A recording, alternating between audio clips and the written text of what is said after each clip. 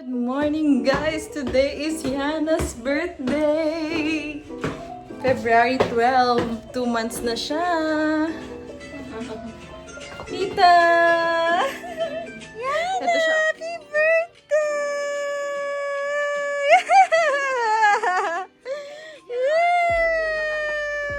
Ang ganda naman ng mood ng anak ko. Ayan guys, magcha-change nappy kami. Ikaw talaga! Ikaw talaga! Sarap ng tingnan. Aww! Ano birthday mo? Birthday! Tumatay yata. Birthday mo ngayon, ha? Gaano ka nakatanda? 2 months na po!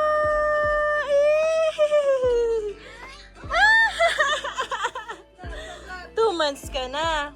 Ha? Ang dami na natin pinagdaanan. 2 months ka pa lang. Ano? Dinidilaan mo pa yung camera. Ha? 2 months ka na. Ha? Happy birthday! Happy birthday! May halak pa din siya. Yay! Oo!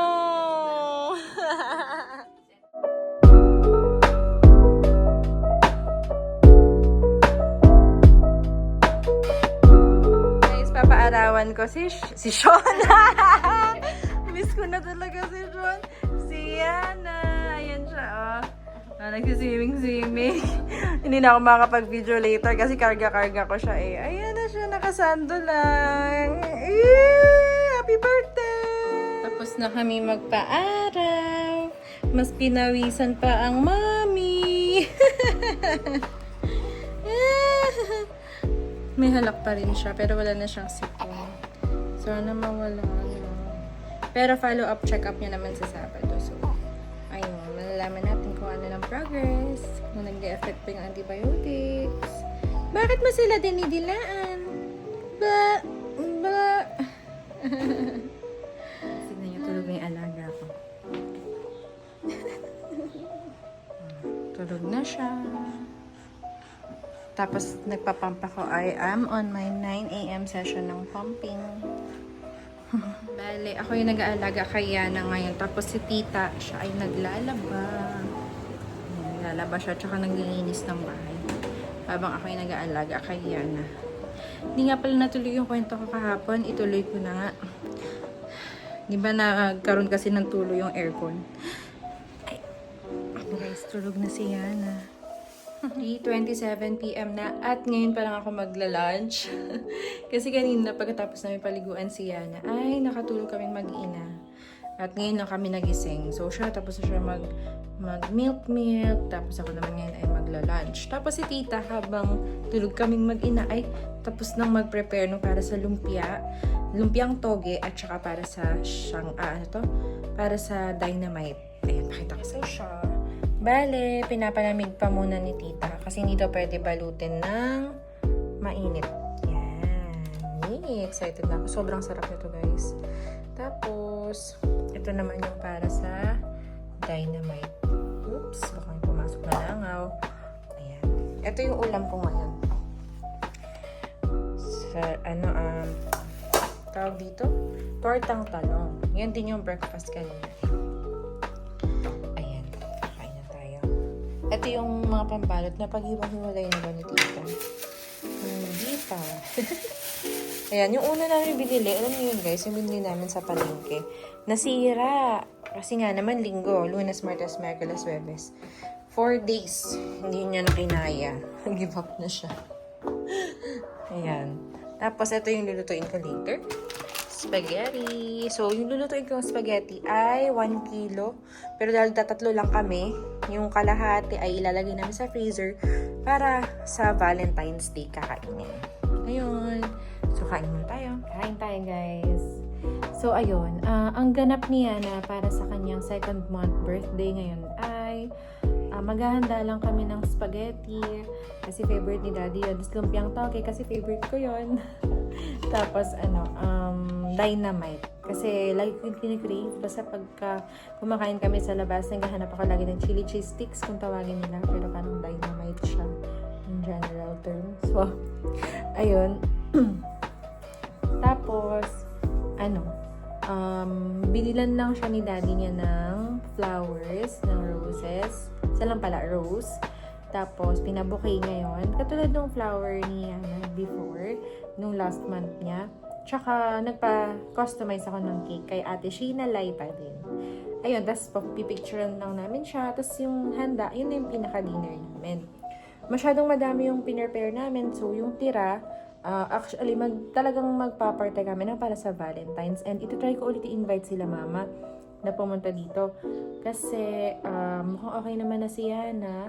And, kakain lang naman. So, di naman siya mapapagod. Doon lang kami sa taas. Tapos, meron naman na kaming air purifier. Kung sakali man na ma-expose siya kay Sean. Ayun. Dito lang naman sa baba sila mama nun if ever eh. Tapos, doon sa kwarto. Kaya, di naman sila magkakaroon ng interaction. Or, magkaroon man sila ng interaction. Very minimal lang. Ayun, hopefully, maging okay na yung check-up niya na on Saturday. Looking forward ako doon. So far naman, malakas na ulit siya kumain. Mahimbing na siya matulog. Hindi na siya iyakin. Hindi na siya umiiyak-iyak. Ayun. So, sa basic observation ko sa kanya, okay naman na siya. Maliban na lang sa halak na naririnig ko. Meron pa rin siyang halak. Hindi ko alam kung kailan yan matatanggal. Kung pagkaubos ba na antibiotics niya. Kasi yung antibiotic niya is until Saturday na lang eh. Saturday ng madaling araw na lang yung antibiotic niya. Ayun. Siguro pagkatapos ko kumain, maliligo na ako and then ipe-prepare ko na yung ingredients para sa lulutuin ko na spaghetti. Para mamaya, luto-luto na lang. Yung ground pork lang naman yun eh. Itoto ko. Tapos yung hotdog hihiwain. Tapos sibuyas tsaka bawang. Yun lang. So, kain na muna tayo. Ayan na yung ground pork tsaka hotdog. Nilabas ko na siya. Hey girl! Tumatawa siya. Tulog. Pero tumatawa. Yana!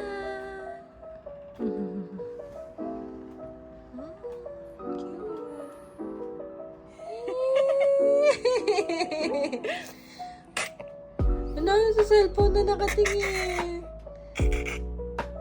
Lola?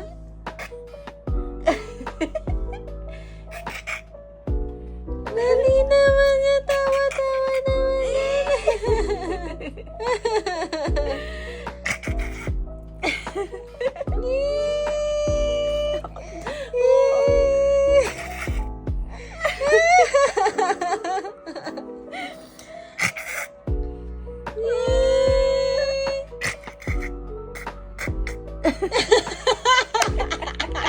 Puro alak na. Yana. Bulaga. Yana. Bulaga. Smile. Ginawa mo ng clown si Lola mo. Bulaga.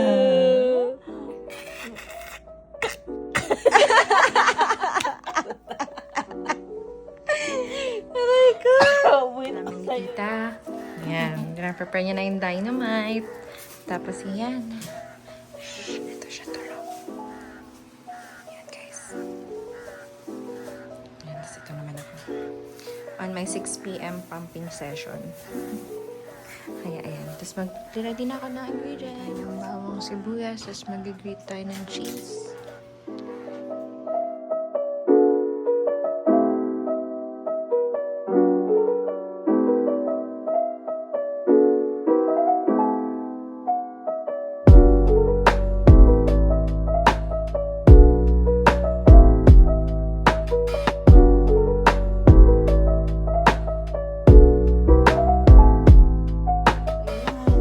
Umiyak ang ating birthday celebrant.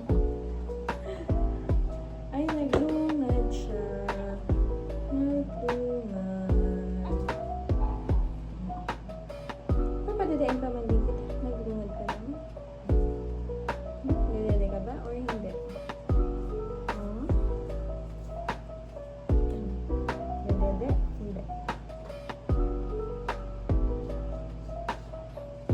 Or chup-chup lang?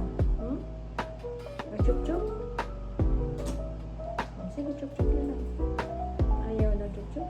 Chup-chup! Chup-chup, chup-chup, chup-chup-chup, chup-chup, chup-chup-chup. Chup-chup, chup-chup, chup-chup. Dati yung yung dalawa ko dati, sa San Vicente sila. Apo. Siyempre, hindi kasi yung bastos sa San Vicente, hindi sila namamasahe. Ay, lakad lang. Lakad lang, Mm-mm. dito sa amin. Alam mo na birthday ko, hindi ko alam, may daldal silang cake.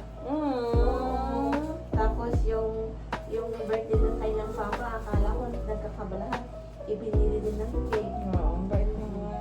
Eh, parang kami rin pala sila. Tapos yung pera nila, pinag-ipunan nila noong Mga baon. Oo, mga baon. Tapos nung Pasko, hindi namin alam, mayroon din pala kami regalo ng asawa din. Ganun nga. Kaya sabi ko siguro ito mga ito, pagtrabaho ito mga ito. Masigit pa. Masigit, laging mayroon din. Pero mo, pag talaga binibigay kong pera. Nakakaipon ka. Oo, nakakaipon talaga. Sila, ibig sabihin, matagal pa lang, pinag-ipunan na nila. Ganun ka rin anak ha. Mana mo sana kay mama yun ha. Sila mama dahil lagi may surprise, yun na nasa-surprise. Eh, nakakalain yun eh. Ma'am? Hindi ko akalain na magandang na mayroon ng ganyan. Kasi yung sapon, hindi talaga ako naghahanda, hindi talaga ako nag-ano, kahit na birthday, kahit mayroon kami. Yun nakasanayan ko yun eh. Eh, pinag-ano kami dalawa. Pinaghandaan nila. Oo, talagang may cake. Pagpaalam lang sila, may pupuntahan yung panay, may dala sila ng cake.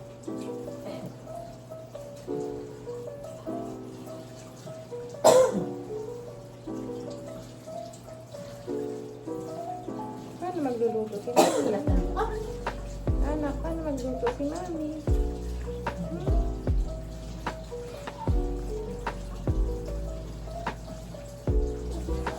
Ayaw, ayaw.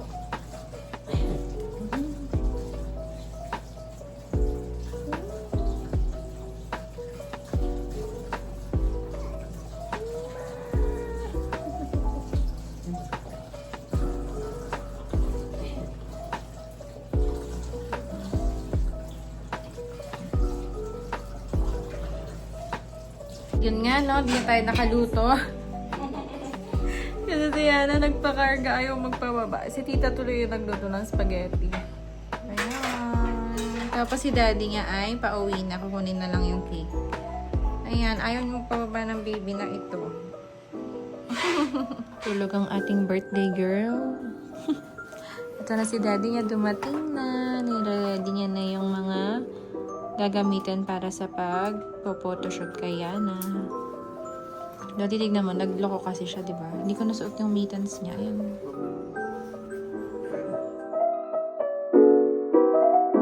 Ayan, daddy's duty.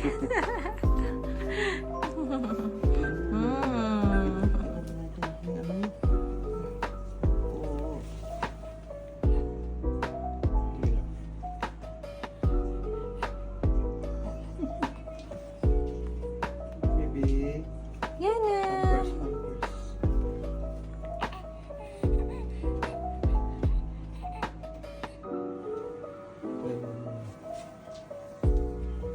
Wow! Inaano ko kasi dapat hindi kita yung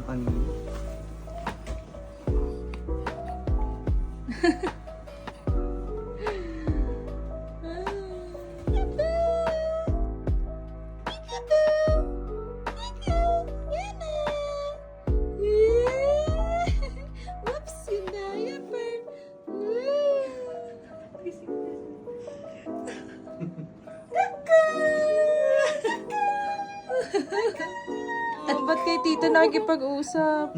Ang ganda yung bata na yan! Parang